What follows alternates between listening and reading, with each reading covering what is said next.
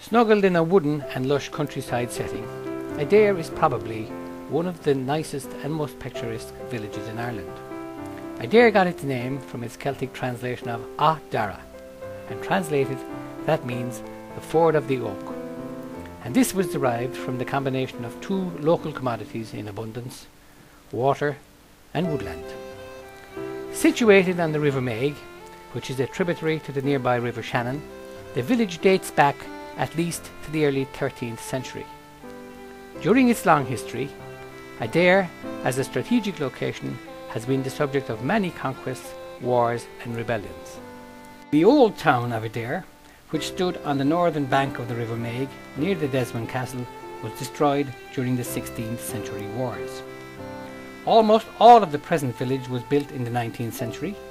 The early developments were very haphazard, but from about 1820, streets and buildings were laid out according to the then Earl of Dunraven's design. He built houses and rented them under various agreements to his tenants, who were largely the workers on the estate. Today, Adare village has a rich wealth of heritage, as well as an architectural and scenic beauty. It is still much like it was in the 19th century, a combination of ornate thatched cottages, medieval monastic ruins and beautiful stone buildings. Adare's renowned Holy Trinity Abbey, situated in the main street, is the only recorded Trinitarian monastery in Ireland. It was originally built by the French Trinitarian Order of the monks in the early 13th century. The building is today used by the local Roman Catholic community. The Augustinian Priory is situated at the Limerick city end of the village, next to the bridge. It was founded by the Earls of Kildare in the early 14th century.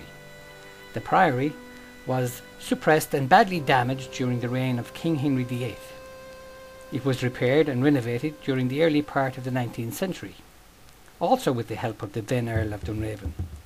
The building is regarded as a fine example of what is a medieval Irish church.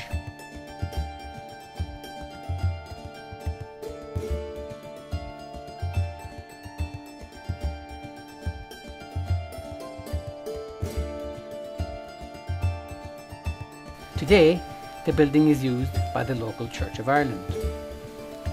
Located in the grounds of Adare Manor Golf Club is the Franciscan Friary. It is a characteristic example of the monasteries erected in Ireland during the 14th and 15th centuries. It was founded in 1464 by the 7th Earl of Kildare for the Franciscan friars of the strict observance. Although now in ruins, the remaining walls show a remarkable outline of its former elegance. Many of its excellent proportioned gables remain in a good condition, as does its graceful and beautiful 72-foot central tower soaring against the skyline. John Wesley preached to the people of Adare in 1765 from the shade of an ash tree close to that east wall of the friary. Today, a stone marks the site where that tree stood. The time-worn remains of the Anglo-Norman Desmond Castle stands on the bank of the local Meg River. This castle was erected around the early part of the 13th century and was the property of the Earls of Kildare for nearly 300 years until Silken Thomas's rebellion of 1536, when it was fortified and granted to the Earls of Desmond, and hence the name Desmond Castle. It became a strategic fortress during the following turbulent years of Limerick history. Extensive maintenance and renovation work has been carried out in recent years, with the result in the general public now being able to visit this magnificent structure.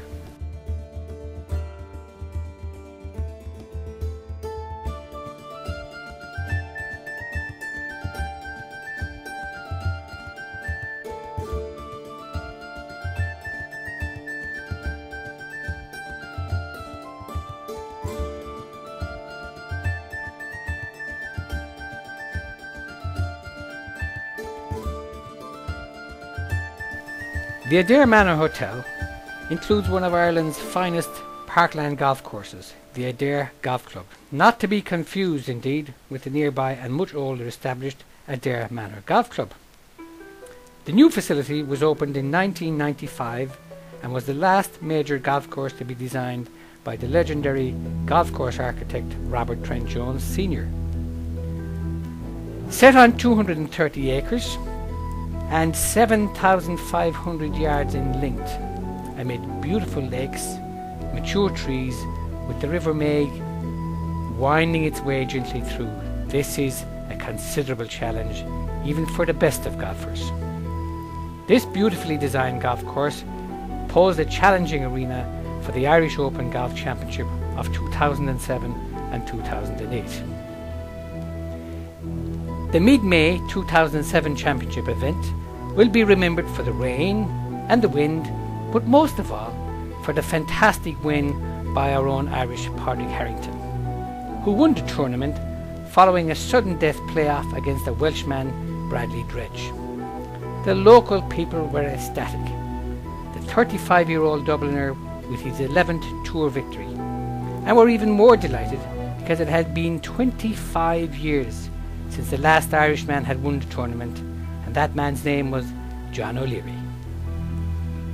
The 2008 tournament was blessed with fantastically clement weather, and an Englishman called Richard Finch took the top prize and ran off with €417,000 for his trouble.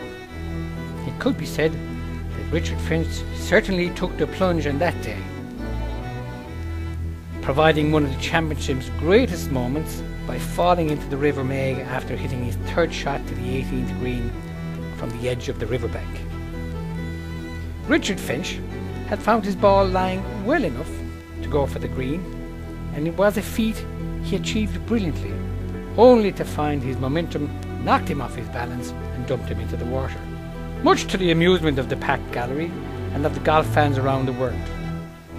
After being fished out of the water by his caddy, Mr. Finch crossed the river and leisurely took 3 putts to secure the title. The plunge in the Meg.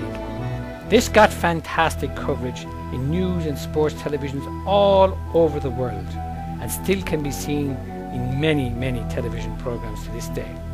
However, what some locals did do was they asked the tour organisers to give them some coverage for the Adare village that would go out on international television.